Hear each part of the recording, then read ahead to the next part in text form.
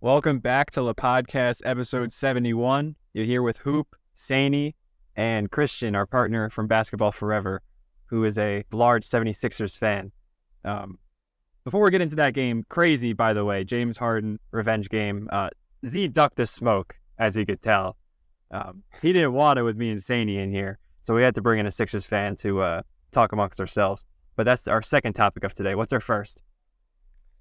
Well, we're starting the show off with a little bit of fact or cap. I know back in the day we used to love to do these little games, and I thought I'd bring one back, especially since we have a guest. So I want to ask you guys real quick, fact or cap, is Jordan Poole a munch?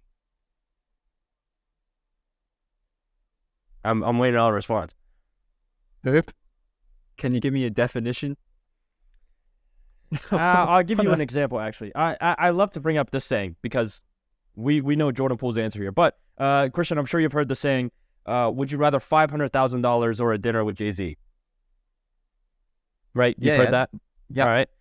Jordan Poole took it up to another level. So I'm going to ask you this question first before we get into it. Would you rather $500,000 or a dinner with Ice Spice? No, $500K. Oh, okay. I would take the $500,000 too. You had to think about that for a second. No. There must be a delay. There must be a delay. No, there was no thinking with that. This must be the delay.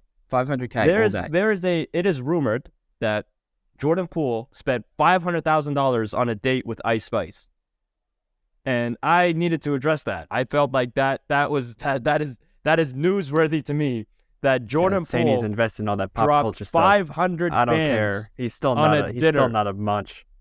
You 500. That is the definition of being a munch. Yeah, step up in the playoffs, then you're a munch. What?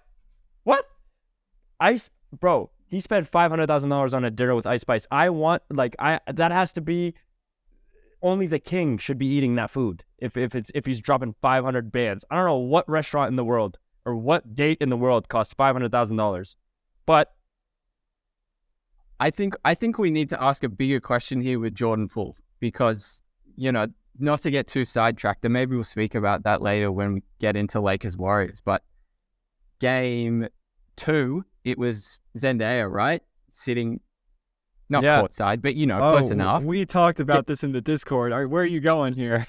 Game 3 was Kim Kardashian courtside. And we've had 2 back-to-back Jordan Poole no-shows after game 1. So I'm telling you, should we say it?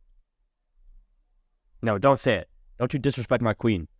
I am not a fan of Zendaya. I'm not. Wow. I am not. LePodcast is on back that saying. That's a hoopology statement. Yeah. Good actor. Great actor. That sounds like you've gone rogue. Yeah, Why? No, that's Why? Great actor even. How could you put her below a 9? We're not getting into this. This is a basketball podcast. Hey, join the Discord if you want to hear that discussion. Join the Discord. Because it went down. Just to, obviously we're joking around. That Jordan Poole thing is a rumor. We don't know if it's true. I just thought it would be funny because Jordan Poole's a munch. But, I mean, if we want to get into the actual basketball talk. Christian 76ers, led by James playoff riser Harden, knocked down the Celtics today, 3:30 Eastern time. Series is tied 2-2 going back into Boston. The Celtics, while they have home court advantage, it's definitely in grasp for the Sixers to possibly pull it out and then play the Heat or my very own New York Knicks in the conference finals. Christian, are you confident about possibly beating the Celtics? And if you aren't, why? So the answer is yes. And the reason why I say that now is because obviously best of 3 games. So anything can happen really when it's that scenario. So the thing that gives me confidence is I feel like the game 3 that we had at home where, Harden has that speech. Embiid has that speech after winning the MVP and raising the trophy, and his son comes out, Arthur, and everyone, kind of gets around that, and it's really emotional. And then everyone except Embiid lays an egg in that game. It's like, it was ridiculous how much of a no-show that was. And the team went away after that game. Apparently they had a like a hard truth meeting, which, you hear about those players only meetings all the time during the season. But I think honestly, that might have been a Doc Rivers inspired thing, because I actually think he's had a pretty good playoffs. As much as people love to slander Doc, I think he's actually done quite well this postseason. And the response we got today was a really good one in terms of the physicality and the juice we're playing with. And I mean, if we're going to get that type of performance out of Harden, which it's hard to see that happening to the degree that it is today. I mean, 42 points on legit efficiency, hitting big shots. You could talk about the game winner in OT, but he hit a floater from like the free throw line to send the game to OT when we were down 2. So, I mean, he was huge all game. We just need, probably one other guy to step up outside of Embiid and Harden on the road, especially in Boston, whether that's a Maxey, whether that's a Melton. And I think it should be the guy who's getting paid $35 million a year to play basketball. I had a feeling you were going to say Tobias Harris, but the reality is that it's Maxey that we've come to expect as like the third guy right now. And, we got great performance out of DeAnthony Melton in game 1. So if it's either him, Maxey, look, if it is Tobias, great. But, we just need that third guy, especially in Boston.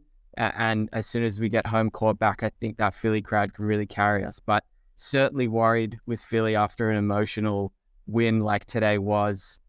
We probably should have taken care of business pretty easily, considering that the first half that Tatum had, 1 of 9 shooting, got out to a 15-point lead, and then just dumb decisions. We're a very dumb team. I'll raise my hand first to admit that if you bet on Philly, if you support Philly, every game is a roller coaster of emotions. So look, if we can just steal one in Boston, I don't think that'll actually be game 6. I think we're going to go 7 here. I think Boston more than likely come out and kill us in game 6. In game 5. Sorry, that's the feeling. And I think we get it done in game 6 and head back to Boston for a do or die game 7. I have a few things to talk about, or to pick apart from what you just said. Number one, You are literally the first person I've heard in the last maybe 3 years to credit Doc Rivers in the playoffs, which I will tip my hat off to you, because obviously the number one thing that people tend to go to is to hate on Doc Rivers, even though like sometimes it's not his fault. That's like media's favorite thing to do, is to just put the blame, especially on Doc Rivers. I mean, obviously there's been plenty of moments where it was on Doc, and the rotations he's had. And to be honest, I'm not even a big fan of the rotations he's been putting out lately. I think a big reason why you guys see like a big comeback in second halves, especially like today, is if you look at the box score, your starting lineup does not leave the court. The only guy that really gets moved around is PJ Tucker. Outside of that, 45 minutes Tobias Harris, 46 minutes Joel Embiid, 45 minutes Tyrese Maxey, 47 minutes James Harden. Now, if it's your superstar doing that, I get that. But to have your whole starting lineup basically stay in the game at all times, I think is a little bit of a dumb decision, because that's going to have guys like Maxey and Harris. They're not going to get involved as much, because we know Embiid and Harden, they're going to play hero ball when it comes down to it. And these touches, I feel like that Maxey and Harris are getting, not saying they're playing up to their standards or this is a pass for them or an excuse, but I feel like he should be experimenting, a few more rotations within lineups, and to give guys a bit of a break, or to like Maxey shot 6 for 17. Why was he in for 45 minutes? Harris shot 3 for 10. Why is he in for 45 minutes? Like, why are these guys staying on the court? Right? There has to be some sort of rotation. In a one-game scenario where you're trying to win, if you're being effective, you could stay on the court. But in general, I can agree that if he wants to go and win the NBA Finals, he probably needs to reach a little deeper. This is what Monty Williams has done, because his back was against the wall. So he had to pull out the Jock Landale, who outperformed DeAndre Ayton heavily, and now he's going to get a lot of minutes. And I'm saying you can have guys on the bench that could show up. Maybe they're unexpected, but in this situation, Doc was in the driver's seat. So I don't think you go to your bench when you're in the driver's seat, when you could just play the hand that's been working in this game. Now, if you wanted to say, like, in this game, but if it you're wasn't losing, working. like the Suns are in more of like a do or die with the Nuggets. In my opinion, it's one thing to have it not work, but James Harden has just been on and off, like, confidence-wise. It's like a switch on his head.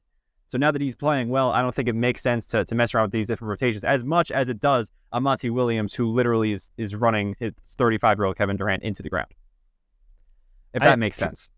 Can I say, if you look at today's game in just a vacuum, it was probably a game 7 for us, to be honest. If we go down 3-1, are we winning in Boston game 5? Yeah, no. Probably no. not. So when you're looking at it from that perspective, you only really trust Melton off the bench, which obviously is a concern with depth. That is a valid concern, Sandy. But I think in the vacuum of this game where, if we lose, the series is done, you've just got to ride your starters. You don't really have a choice. Also, Sandy, Chris Paul went down in Phoenix, which is why he had to dig a little deeper anyway. So I'm not supporting Monty. I'm not even talking about the Monty Williams, but I do understand your point, and I do get he did have to bring in the depth more. Yeah, and I think Chris Paul going down, if anything, was the perfect wake-up call for the Suns to start using their other pieces. Like when I look at the Sixers bench, now I'm not saying they're going to play great, and again, I haven't watched much Sixer basketball this season, if I'm being honest, so I'm just take this with a grain of salt. But I see guys like Dwayne Dedmon, Daniel House Jr., no. Montrezl Harrell, Harrell, Dedmon. Maybe like a Shake Milton. Maybe. I'm just naming off these. There's a lot of guys that I could see getting. I love Dwayne Dedmon. I got his jersey, but do not let him play playoff basketball, bro. 10, 15. Yeah, but you're going to keep Embiid in the whole game? You need some sort of depth. Dog. And if that's not the issue, and listen, if the players are the issue, that's fine, but I think the Sixers should have done a better job in getting some sort of depth then. Because Paul Reed. That's not championship. Christian, you cannot, I think you could agree with me when I say this, you cannot rely on this 8-man rotation when 3 of them barely get minutes to win you a championship. That's not how it works. Because Harden was on today, right? Even Embiid was off, right? Embiid had more free throws made than field goals made. And I don't want to see that from my superstar. But Harden was on today, so you guys got lucky. If Harden played 80% of what he played today, you guys still lose, right? You needed a 2019 Harden performance to even squeeze out a win at home, which tells me I could see the Boston winning this in 6. Because when they go back to Boston, I don't see Philly winning game 5. And then you go into game 6 where, how are they going to play in an elimination game, right? Look, the depth has obviously always been a concern, and specifically the backup to Joel. It's been an issue for the longest time. I mean, the best backup center we've basically had for Joel was Andre Drummond, and we got rid of him in obviously the James Harden trade. But that's obviously been an issue for the longest time, and it's a very full circle moment that probably the outside of Drummond, the best big we've had with Embiid was Al Horford. He obviously didn't work out with Philly, but now it's come full circle where, he just has an incredible amount of real estate in Embiid's head. And it's super disappointing because you'd think the MVP doesn't, have those type of moments anymore. If anyone knows about Philly's, nightmare playoff history, you would remember that in the Raptors series that Embiid going up against Marc Gasol was just, it was ridiculous. Marc Gasol was on his last legs and Embiid just couldn't figure out how to beat him one-on-one. So it's kind of a bit of deja vu with that today, with what we saw in the back end of the game. It's hard to accept considering he is the MVP. And you even saw, PJ Tucker get the offensive rebound in the and-1. He goes straight to Embiid to basically say, dude, what are you doing?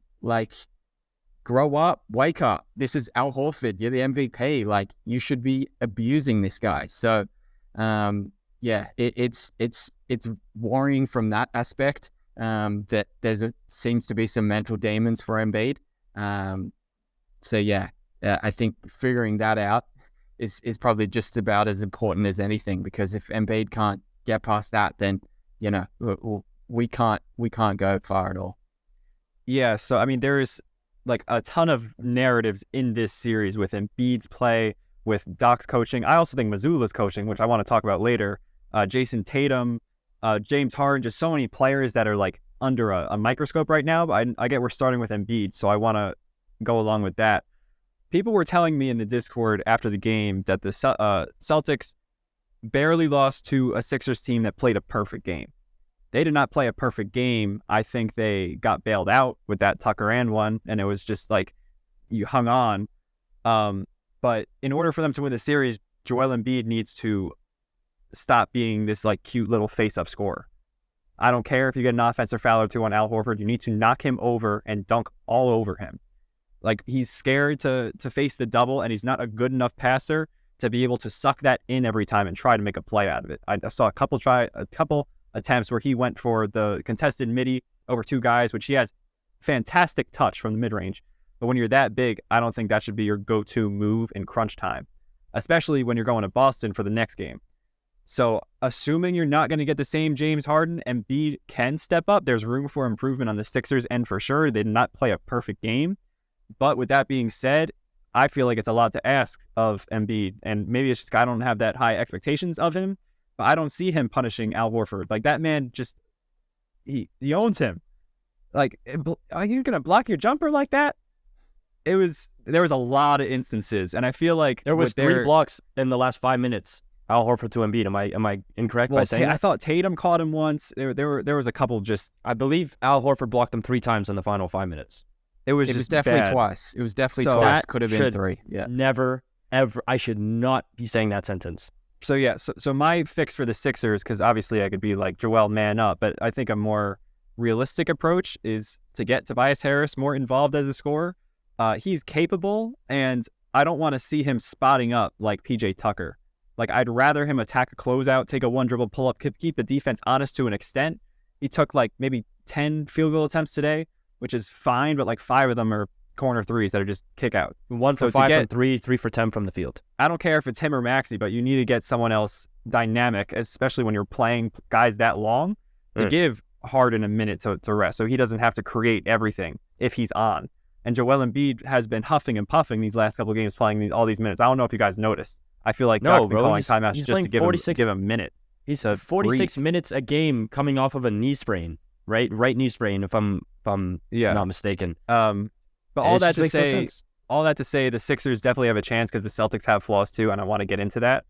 But it either has to come with Embiid stepping up and being more dominant, because I don't think he's going to magically become a better passer overnight to get out a double team, or someone else like Tobias or Maxey or Melton is going to have to play big. But once again, it's a 2 out of 3, so anything can happen. Exactly. I mean, just quickly on that, there is a push-pull that Doc has always battled with in terms of putting Tobias with the second unit and letting him run that, and trying to bring back, the Clippers days where Tobias was that 25 points per game guy and being the number 1 option there before he got traded to us. But then Doc also mentions about how he wants, one of Embiid or Harden to be on the court at all times. So it's difficult to try and find that balance. And I think in the playoffs that Doc's pulled away from any sort of stretches of time where Embiid or Harden aren't on the court. So I'd certainly agree with you, Hoop, on getting Tobias more involved, but it doesn't feel like Doc's going to be willing to relinquish any of the responsibilities from Embiid or Harden. So it's really about just Tobias finding his spots where he can, and he has to be efficient in the small amount of volume he's going to get. That's all it is. I've come to accept that. For me, the X factor is Tyrese Maxey. That's the X factor for me when it comes to the Sixers, because it's like when you have 2 superstars on a team like the Sixers do, you're bound to see a bad game from one of them every now and then, right? Yeah. Tobias Harris gets paid all-star money. He's not an all-star. Let's be honest. He's not at that level. He's not close to that level. He gets paid like he's at that level, but let's take the L on that point. You're overpaying him. Fine. He's But Tyrese Maxey, on the other hand, he is getting that volume, right? Wait, you just mixed it up. Wait, you meant Tobias Harris? You're paying all-star money? Did I say Tyrese Maxey? You said Tyrese Maxey. Okay, apologies. I meant to say Tobias Harris. Yeah, I was like, where are you going with that? Tobias Harris gets paid the all-star money. Anyway, Tyrese Maxey is getting 17 shots a game, right? And you only have 14 points with 17 shots playing 45 minutes. What is your impact on the court right now, right? And when you have a playmaker like James Harden with you in the backcourt, so if I'm going up against a team, Marcus Smart, he's not going to be focused on Tyrese Maxey. He's going to be on James Harden. So Tyrese Maxey is going to have the benefit of always having the worst defender in the backcourt on him when he plays with James Harden, right? So when you have, the opportunity to play with a guy like James, and you're like, I haven't really seen an impact from Tyrese Maxey this playoff run, right? And I need to, if I want to say that the Sixers have a chance at a shot at a ring. And it's like, again, they got bailed out today. going into the half with the lead they had and only winning by 1 at home, that would scare me if I'm a Sixers fan. Yeah, I mean, the story of Maxey in this team has been he's most comfortable and finds his role when Embiid's not on the court. That's kind of, whenever Embiid doesn't play, you can almost book in Maxey for a 30-piece and to look like, the future all-star, if things continue the right way, because people are obviously certainly high on him. And, I'm his biggest fan for sure. But that's kind of another one where when, Embiid and Harden are on the floor, it's Maxey has found it really difficult to find his spots and to figure out when the right time to attack is and when the right time to slow things down. I mean, I think game 3 and today he was super reckless. He's normally very good at getting downhill and attacking the rim. He had one good drive I can remember to open up overtime where he kind of got downhill and blew past Jaylen Brown, but that was probably for the most part one of his few highlights from the game. The rest were, in spots. So I think, obviously the consistency of Maxey alongside Harden and Embiid is crucial, and it's something that he's struggled with.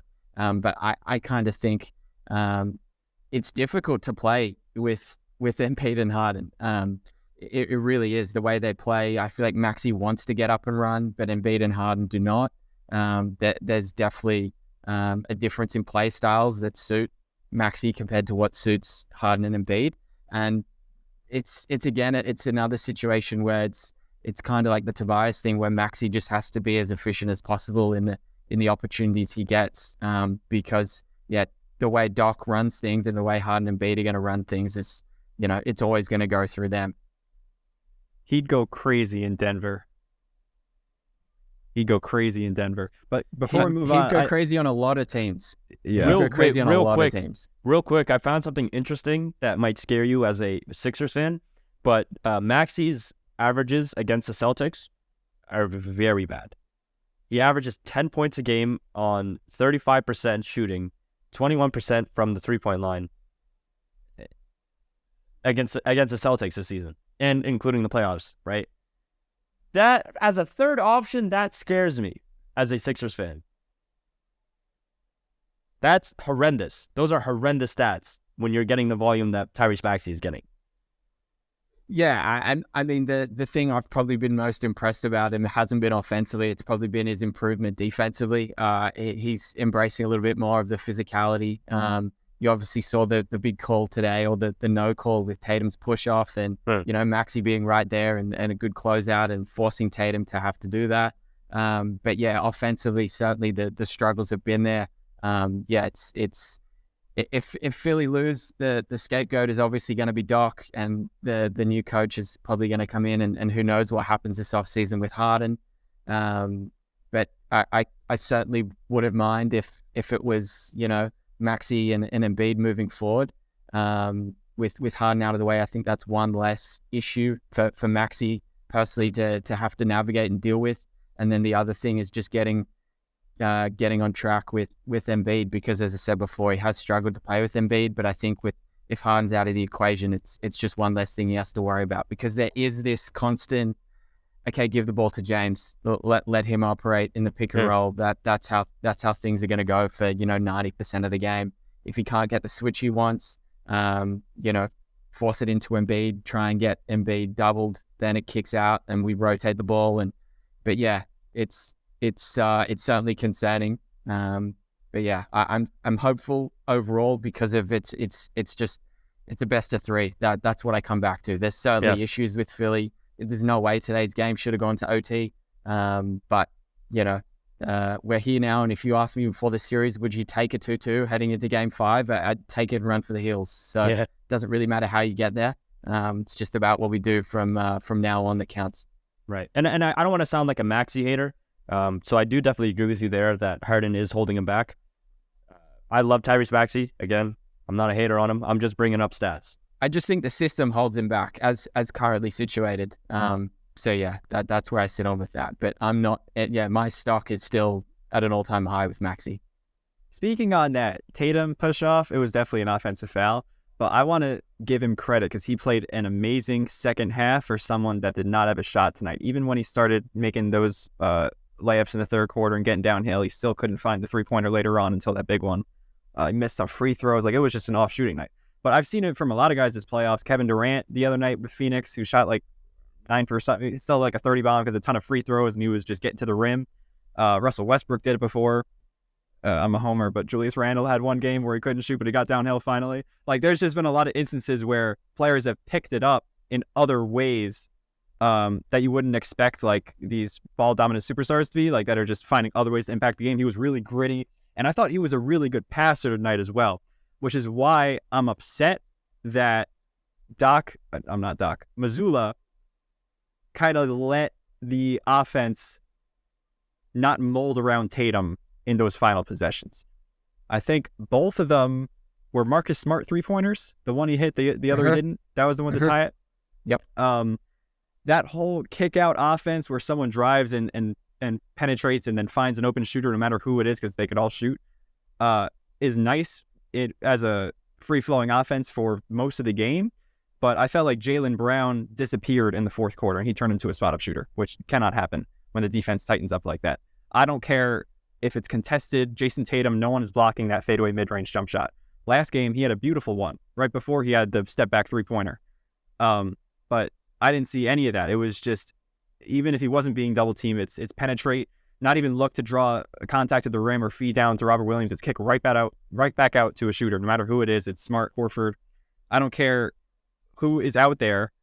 I prefer the ball to be in the superstar's hands at that point. So I think Joe Mazzulla is kind of holding him back in that aspect. And I don't want to say he sold the game, but I really don't like him, Joe Mazzulla being. I don't know if you guys noticed that. Well, because Tatum has a beautiful mid-range game. And the thing with Joe Mazzulla that I've noticed as well, he has this aversion to calling timeouts. He seems to be this guy that loves to save him, and they were mentioning a little bit on the broadcast that he, coming down the stretch of games, he wants to be a guy that has timeouts. And in certain situations, maybe it works, maybe it doesn't. But you saw today to end regulation, they had to settle for a Marcus Smart 3, and then in OT, Smart didn't even get the shot off. So you wonder there if, as much as you want to be this guy that thinks you're ahead of the game and you're this young, kind of fresh face and, someone that just wants to be, as you say, hoop the newer Houston Rockets with the way they play and their style. But the playoffs is it's a whole new season. They always say that. So what was working in the regular season may not work in the postseason. You do need to adjust. You need to change things. But it seems like the real issue that I've noticed with Mazzulla, other than things like the timeouts and the play style, is they don't seem tough. I feel like there's no way Ime Udoka, coach Celtics, would have let Atlanta be in the series last round. That would have been a sweep. There's no way that in this series that it should probably be, in their mind, heading back to Boston tied 2-2. In Boston's mind, if Ime Udoka was coaching that team, it would be a 3-1. Maybe it would actually be, sweep. 3-0 or heading for a sweep. Exactly. Yeah. So that's another issue that I think that the team has been dealing with all season that they probably miss with not having Udoka. I agree with you there, and I'll also even take it further and say, if Ime Udoka is coaching the Celtics squad, I would guarantee have them as my pick for the ring. I think Udoka definitely utilizes that Celtics squad much better than Mazzulla does. That being said, I still have trust in Mazzulla. I still think they'll go far. But Celtics are still my pick for the series, but there are a lot of games that were like they should have won that they didn't win, and I think it came down to coaching. Yeah, I don't disagree with that.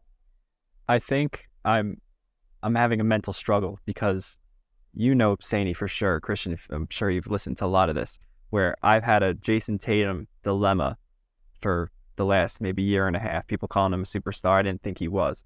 And a lot of that I think was because of media hype, not because I didn't like the dude.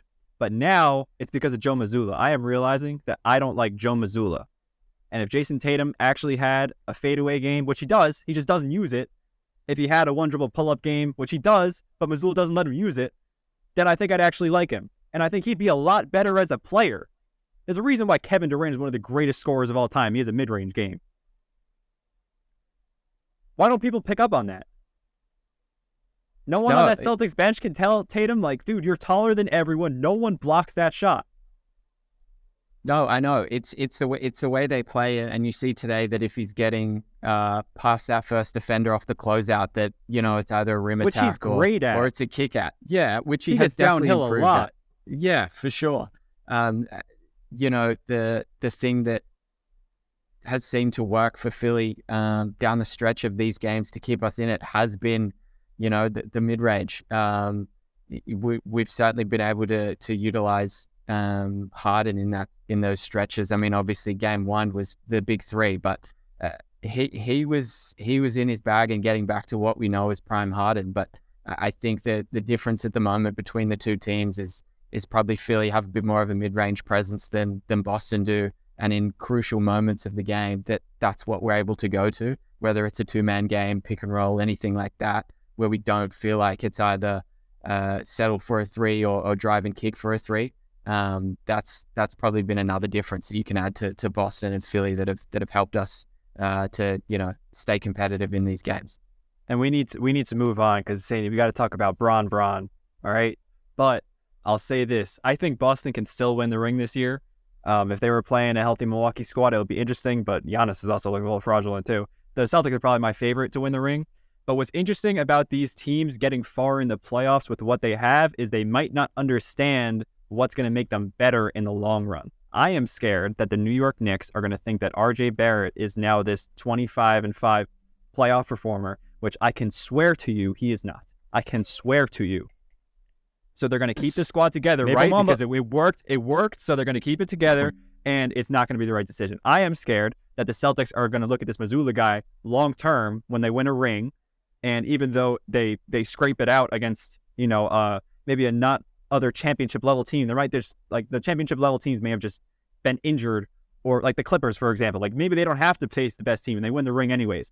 I'm just scared that they're going to keep this together longer than it needs to be and not make the necessary changes to get better for the future. That's what I'm scared of. I'll say this about what you just said, Hoop. If they win a ring basically guarantees a coach's job for the next season, right? We can agree on that. But if you look at the last 5 championship teams, only Steve Kerr is still coaching his squad, right? The last 5 teams that have won a ring, their coach is no longer with them. And a great example to use is Coach Bud, right? He was out. He was supposed to be out in 2021. We can agree on that, right? There was no way that he was staying after 2021. But Kyrie goes down, James Harden goes down. They squeeze out a Game 7 win in Brooklyn. They go on to win the ring. Has there ever been a coach? Has there ever been a coach? Someone could get that flaw out, and expose it, but there's no one there to do that. And it's actually detrimental to that squad, because I think that if you replace Coach Bud that season, they weren't going to, because he won a ring. I don't think there's ever been a coach that's gotten fired, maybe left, but fired after winning a ring. You'd have to mention that. I haven't seen it in my time of watching basketball. No, well, getting a ring, definitely not. But I mean, the only thing I kind of think of that is Dwayne Casey. Was he after coach of the year and then fired? That's the only thing I can think of. But definitely not a ring. He got swept by the Cavs as a number one. Like, that's different. That's fine to me. Yeah, that's. But as a coach, like from your perspective, Hoop, as right as you are, there will never ever be a case where a team makes the right decision on their staff if they win a ring. Well, you were about to bring up the Brook Lopez game when he wouldn't switch and Grant Williams went for 7 3-pointers. Like, maybe that doesn't happen the next season. You were heading that direction. That's what I mean. If they had fired Bud. Thank you for bringing that up, actually. If they fired Bud, I think them keeping Bud around actually costed them another ring. I think if you brought in another guy instead of Coach Bud, they needed Chris Middleton, but that was a nasty coaching game. But let's be real here, man. Chris Middleton would have made an impact for sure. But like you said, the adjustments, the matchups that Coach Bud had in place. They needed to adjust, yes. If there was any sort of adjustment made in that game last year, the Bucks would be the 2022 champions. I truly believe that. The last thing I'll say, and we can move on because I know there's other things to talk about, but the thing I found interesting was that after Bud got fired, Woj jumped on TV and spoke about, the potential replacements and, he obviously wasn't speaking in depth about guys who are still currently coaching teams, but he did say that, the Bucks were going to be patient and they were looking at, coaches from teams that are still in the playoffs currently. And Bill Simmons, obviously, he's a content king. Not everything he says is obviously Bible, but it's certainly interesting when he was mentioning, if you look at the league and guys who are still coaching in the playoffs right now, you can rule out a lot of guys who would potentially go and join the Bucks. But one guy that, is obviously on the hot seat if the team bounces out is Philly. And probably Doc's going to go. And he was then saying that, what do you think about... Doc would not work in Philly. Isn't Nick Nurse in the still Bucks. sitting at home? I was going to say Nick Nurse. No, I was going I'm to say... just talking about the Give guys him Drew Holiday, bro. You know who I would rather from the Sixers? Christian, whether if they win or lose, Sam Cassell. I could see Sam Cassell getting a head coaching job very Interesting. soon. And I could see it being with Milwaukee. No, they wouldn't trust a new guy, no? Why would they? Why wouldn't they? Why because wouldn't they? they're a winner. See, to be honest, but he's not a new guy. He would be in a head coaching position. Yes, he would be a head coaching. You're the number one seed. No. But it's not just because he was a player. He would be in a head coaching position for the first time. Yes, but he's had experience within the coaching field. That's true. Yeah. I think Sam Cassell. Not only does he have NBA experience, which is important as a coach if you know what you're doing, but he's proven he knows what he's doing. Though? He's proven Steve Nash didn't have any experience beforehand. He was a player director or something at Golden State before. He was like a trainer. He wasn't even a coach, right? Sam Cassell has had actual experience as an assistant coach, as a coach on a coaching staff on an NBA team, right? You put him on the Bucks where he can now lead a team in the position he's in, and he's had experience in the playoffs. Like I would take bank on that because Nick Nurse. In my opinion, Nick Nurse is overrated. I want to just get that out before we get started on something else. I think Nick Nurse is a very overrated coach. I think he's too into the idea of having 5, 6, 7 guys on a lineup. I think Nick Nurse doesn't know how to adjust with like difference inside. I don't think that's entirely him. I think that was more of a Raptors buy-in, but he's a great defensive coach. That's 100%. What I'll say. But the Bucks don't need somebody to teach them defense. The Bucks need somebody to push their offense right now, right? Well, they need somebody to offensively. Bud hung out Drew Holiday to dry on Jimmy Butler one-on-one. Sure, but defensively, I'm not worried about the Bucks. I need somebody to pick up the offense.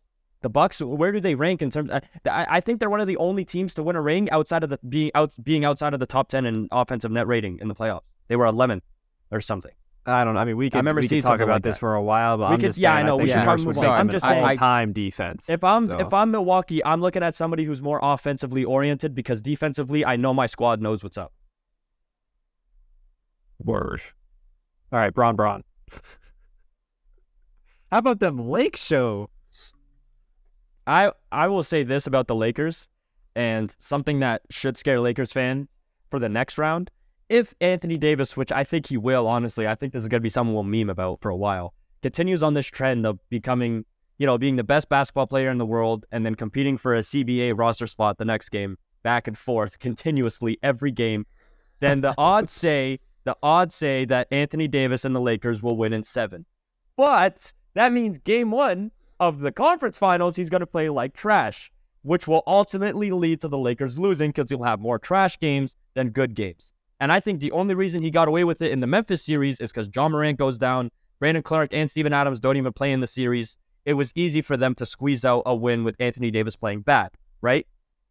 Now, it's like if they play a healthy Denver or healthy Suns team, whichever one they play, and Anthony Davis has 4 bad games out of the 7 potential games there could be, it's looking bad. That's all I'm saying. And I think Anthony Davis just needs to learn how to be consistent because it makes no sense how this man, I've never seen a player shift that much, like the vibe of a player shift. That. He's been in the league how many years? You're not learning that at this point. Learning to be consistent? You don't, like as a superstar, as a guy making that much money, you can't learn how to just not play like trash after playing good? That. He just doesn't have the dog. He needs to get the dog. Right, you need to learn how to bark. Stop me out. This has never been a dog. The game 2 performance where obviously everyone in the Lakers was terrible. That led to, did they end up losing by 40? If it wasn't 40, it was close. It was 27, but it was like garbage time buckets. It felt like 40 for a lot of that. It was garbage time buckets, you're right. Yeah. And I look at what happened in game 3 and it's like, AD was taking a lot of the same shots in game 2. He was just missing them. And then the game just gets out of hand. You let Clay get hot. It's like, of course, things suddenly get run up. But I mean, I look at the Lakers, and I know people are very quick to just, as you do with LeBron James teams, you jump on everyone else except LeBron, and you jump on the coach, and everyone's pretty quick to jump on Darvin Ham. But they neutralized, Steve Kerr's like, all right, cool, Looney's going to now come off the bench. Obviously, it was because he was sick, but, the JaMychal Green little fun 15 points in game 2, blah, blah, blah. Well, game 3, that was neutralized. You put Jared Vanderbilt, take him off Steph, put him on Draymond Green. Now the pick and roll that Steph does with Draymond, they can just switch it because you're going to have Vanderbilt on Steph. And suddenly that completely neutralized JaMychal Green's impact in game 3. And it's like, cool, now he actually can't play. So they're probably, my guess is game 4, they go back to Looney starting. Yeah, it makes too much sense. But, the thing I really want to see from the Lakers to continue, and I'm so confused as to why he did it. Why do you guys think LeBron was so unwilling to shoot for the first quarter? I know, they talk about... because D'Lo had it in him. He was red hot. 3 threes to start the game. That first half of that game, super passive. I know D'Lo had it going in the first quarter, but don't you think he was not take a shot until No, I agree. Was it 5 minutes until 5 minutes until halftime? Right. No, I agree. And the game was still very much in balance. We need an aggressive LeBron. I think the Lakers are very much limited in what they can achieve if LeBron is going to play this off-ball, passive, I'm just going to swing it. He needs to be that LeBron that's a threat, that downhill attack, at all times. And the second half proved that he could be that. In the second half, LeBron James, you did see him get aggressive. So I was like, why aren't you doing this the whole game? Well, that's why I'm not worried about it. I'm not trying to... I don't envision a James Harden dilemma, Ben Simmons dilemma with LeBron James. He's done this too long. He knows what he needs to do to be effective. What I will say, though, is Anthony Davis is supposed to be the best player on the team. And I heard someone else talk about this, which I'm going to say here because he brought up a great point. He needs to be on the left or right elbow demanding the ball. You should be able to hear him, mic'd up or not, on your TV saying, give me the effing ball. I don't care if it's Looney down there. I don't care. They ran out Draymond and JaMychal Green? We should not be talking about these. We should not be talking about these looks he's getting from 10 feet away. 100%. A cute fadeaway. Give me the ball, elbow, dunk. I don't care if it's an offensive foul. Assert your dominance. No one can guard you. I understand. Act like there is a specific play I'm going to bring up, and I hope you guys know what I'm talking about. And I want to say it was in the first half, could have been the second half. But there was a play where Steph Curry got switched onto Anthony Davis at the free throw line. And AD made the shot, to be fair, but AD puts a shoulder in him and fades away and shoots the shot. Right? That's it. Bro, Stephen Curry is on you at the free throw line, and you bump into him and do some Dirk Nowitzki type jumper. 2 more dribbles, you're in the paint for an easy layup on Steph Curry. What are we doing here, right? And like you said, Christian, he's taking the exact same shots. And if I'm a Lakers fan, I don't want to see him take these shots because I know one night they're going to go in. I don't care. But another night they're not. Right? And we know consistently Anthony Davis is either on one or isn't on one. So if he isn't on one, why isn't he spending more time in the paint? Steph Curry switches on you at the free throw line and you fade away. You're hitting a fadeaway jumper being the 7-foot giant you are on a 6'2" man. Well, you guys said it right. That's how we know is Anthony Davis, how he plays. We want him to be a certain way, but he's just shown so far throughout his career that, he's unwilling to do that. So that's all I'm saying with the difference between game 2 and game 3. His looks didn't change. It's just game 3, they fell. Not to say that they're the looks we want him to be taking, but in terms of just play style and how he was adjusting from game to game, it's more so that they were going in game 3. But yeah, there's obviously an aggression concern there. And as you say, he seems to not have that dog in him. And it's been that case for a while. Anytime the Pelicans did well, didn't they sweep, they swept Portland, the Blazers in the playoffs. And I reckon that was because of, Rondo being like, let's do this shit. It's not because of AD being like, let's fucking go. You're 100% right. That was also a Drew Holiday masterclass defensively on Damian Lillard. But I see what you mean. That was not like an Anthony Davis led his team thing. Yes. Yeah, no, I agree. And the Lakers have it built so that AD is the number one guy and he's the voice and LeBron's going to take a step back. But, he's clearly not showing it, right? And does the conversation need to be, is Anthony Davis more suited to be a second option? Like, is that what he is? Can he not be a first option? It's lame because it starts with he wants to be a power forward and not a center. He wants to be Kristaps Porzingis, and the reason Kristaps Porzingis is not a dominant center is because he does not have the body. Anthony Davis is built like he should be. Not only was he the first overall pick, not only was he supposed to be the best player of this generation, he's supposed to be an all-time great. Right. He has the tools to be a top 10 basketball player of all time. Right. Like Tim Duncan level big man skills. Yeah.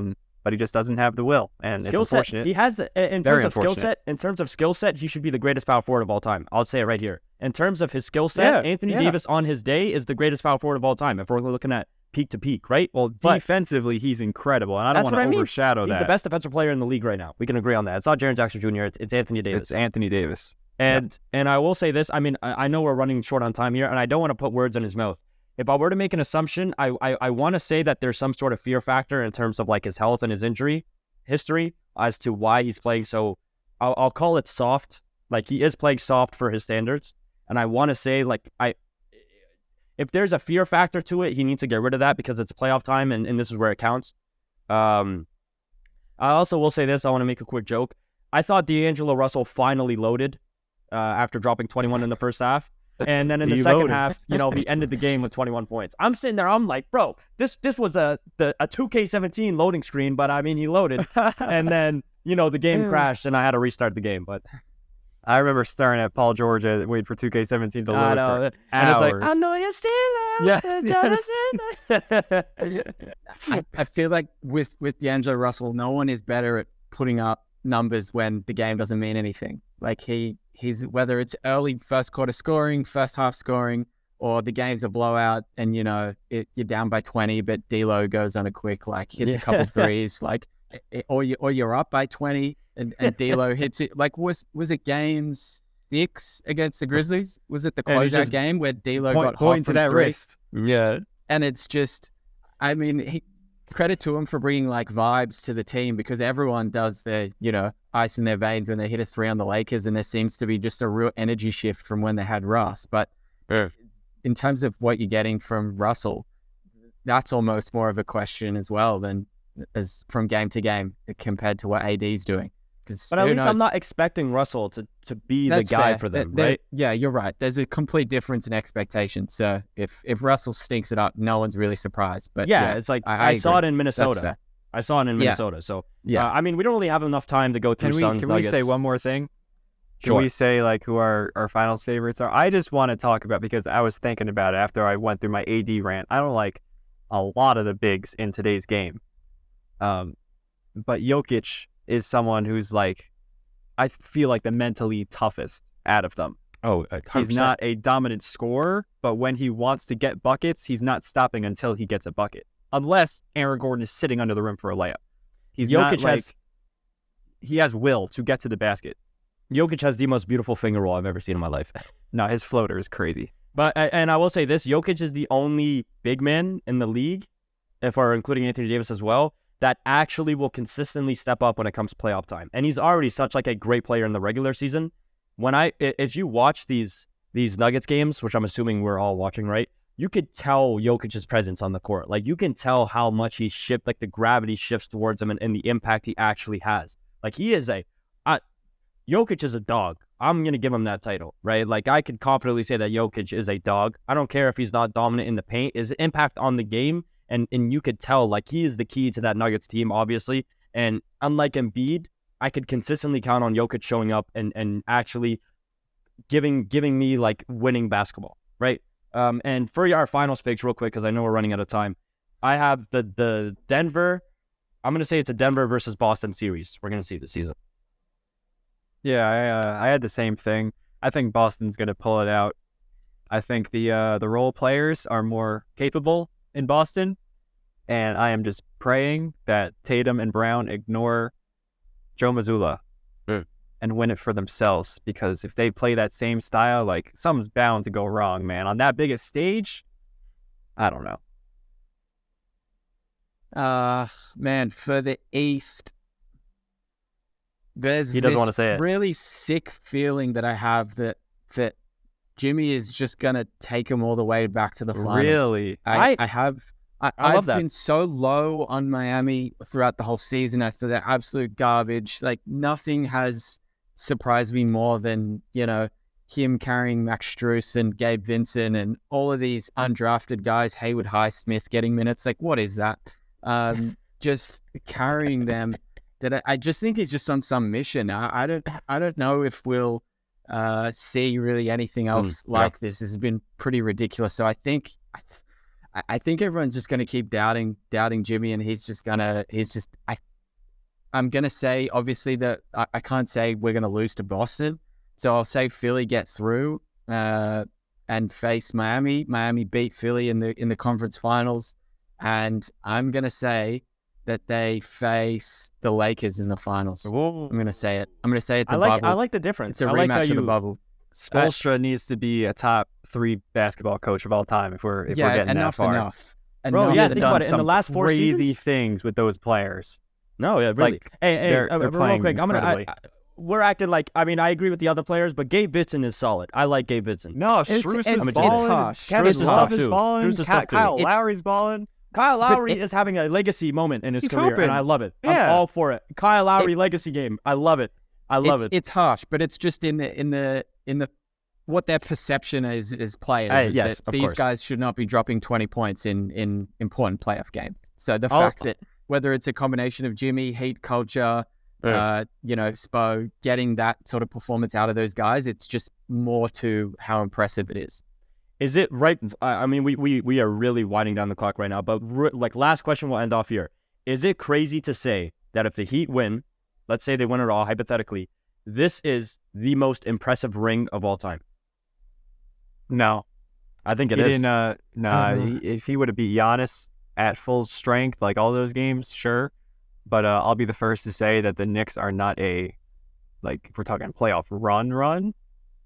You're saying But by think a about player what or their by position a in the team? season. By the best ring won by a team. Well, by a team, the Mavericks overcame a ton of obstacles. I wouldn't because Dirk had his highs and lows, but that Mavericks team in 2011 played, I believe, Portland, then Katie Lakers. Russ, then Kobe Powell, and then LeBron Wade Bosch, which is incredidly impressive. Eventually they play in the finals. It's certainly up there though. When Absolutely. Hoop talks about 2011 Mavs, you'd put a 2023 Heat championship right up there with that. Which is kind of funny because the Heat and Mavs have seen each other so many times. I feel like that's a rivalry nobody talks about.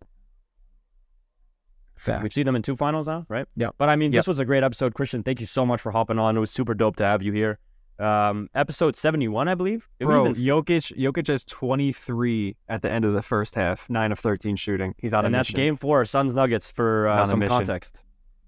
Can we just quickly talk about the fact that the Warriors lose by 30 and ZZ's nowhere to be found? Like, And should we Harden. address that When the at all? narratives don't go his way, he's with gone. Calling he's ZZ he's- And fraud. Harden. He's I a forgot fraud. about Harden. And ZZ has a lot of things to address. We're not gonna let it go. Don't worry. Next episode, we'll spend 2 minutes making Thank ZZ you. sit there. Thank you. And we'll point at him and say ha. But anyway, this was a great episode. Thank you so much for tuning in, and we will see you guys in episode 72. Peace.